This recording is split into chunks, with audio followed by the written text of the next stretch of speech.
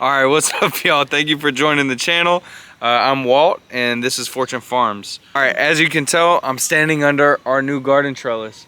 In this video, I'm going to tell you how I made it. What you're going to need for this project is these 2x2 furring strips. These are super cheap. They're only like $3 a piece.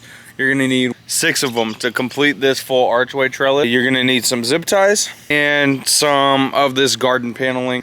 We just bought it in a 50-foot roll like this, and we have plenty more to do other projects in the future. So what you're gonna do is take these guys. We cut them down to 7 foot because 8 foot would have just been really hard to harvest. Like this height, I can reach all the way up to the top and have no problems. You don't have to do this. I just wanted to practice cutting at 45-degree angles, so I did that for the outside of this trellis. But you do not have to do that. You can cut this thing at straight 90-degree angles. I used a miter saw. It took me like 30 minutes to cut everything up and screw everything into place.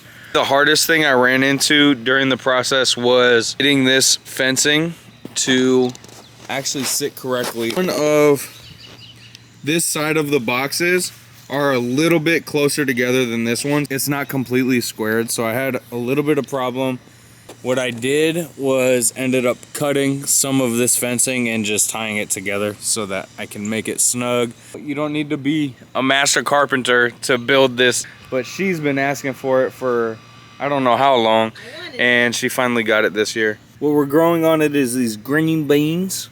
These are yard-long green beans that are gonna just droop down off the top of this. It's gonna look so dope. So stay tuned throughout the season if you want to see how these green beans trellis up and what they look like. And if you guys end up building one, send us a picture. We'd love to see what you're growing and see what you're doing in your garden. As always, be kind to yourself. I love you guys. Peace.